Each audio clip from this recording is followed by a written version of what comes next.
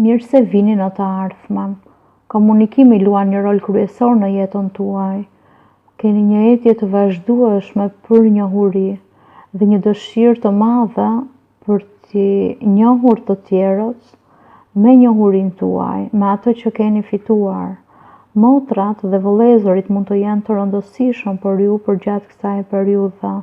Keni shumë ide të zgjuara për të bërë para dhe ju fitoni përmes shpërndarjes së informacionit. Do ta vlerësoni mendimin e shpejtë dhe inteligjencën.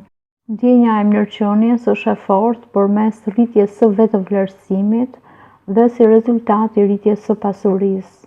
Parat po rrjedhin përgjatë kësaj periudhe dhe çelësi është të siguroheni që t'i shpenozoni me mençuri, përndryshe më vonë do të zbuloni se të ardhurat tuaja siç erdhën ashtu dhe ikën.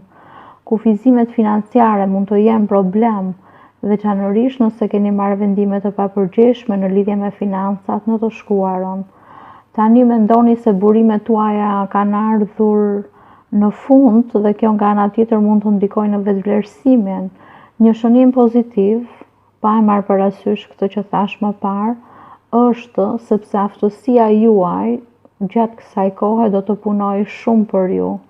Do të ndërtoni burime dhe të ardhura personale, sepse keni aftësinë për të marrë skema origjinale dhe krijuese.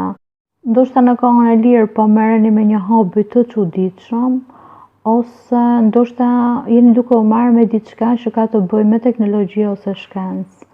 Imagjinata dhe intuita juaj janë rritur përgjatë kësaj periudhe dhe rezulton një interes i shtuar për art ose botën shpirtërore.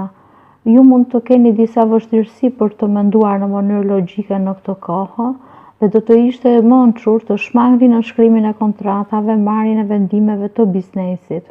Komunikimet gjithashtu mund të jenë me vonesa dhe pak konfuz. Megjithatë, kjo është një kohë ideale për çdo projekt që kërkon talente ose dhunti artistike. Parat në jetën tuaj në këtë kohë do të jenë ose shumë ose pak, pra nuk do të ketë stabilitet. Sido që të jetë, fusha e financave personale do të jetë mirë. Si rezultat, ju mund të ndiheni të shtyrë për të rishikuar vlerat tuaja personale ose për të disiplinuar veten në lidhje me financat tuaja. Kujdesi juaj do të fokusohet te familja juaj, sepse ju mendoni se roli juaj si prind do të jetë një gur themeli në jetën tuaj. Ju do të keni lidhje të fortë me nënën tuaj. Kjo është një kërkim për marrëdhënie të drejta. Ju ndoshta duhet hiqni dorë nga ego dhe t'i ndihmoni të tjerët me gjithë zemër. Kjo është një kërkim për marrëdhënie të drejta në fakt. Gëzimi qëndron te komunikimi dhe duhet të mësoni të mendoni qartë, të zhvilloni mendjen tuaj dhe të përmbusheni.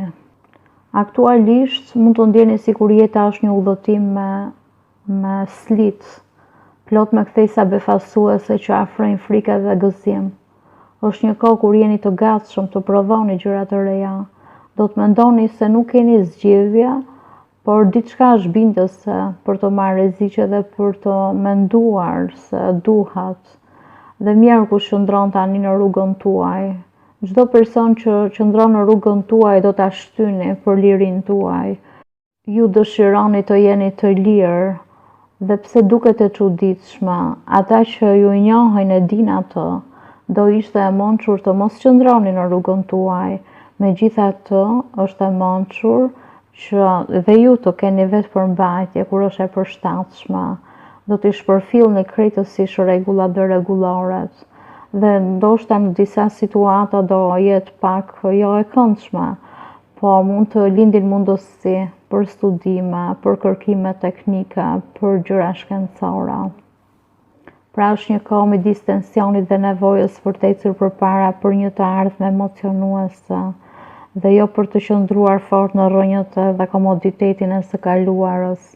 Siguria dhe liria janë element të kundërt që dominojnë jetën tuaj në këtë moment.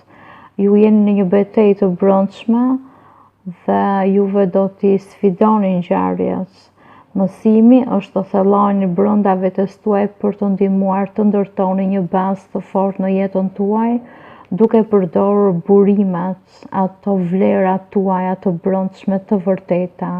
Ju jeni një shpikës i vërtetësisë. Unë ju uroj suksese, unë do të kthehem përsëri, do t'ju tregoj ngjarje interesante, deri atëherë ju uroj të keni shumë fat.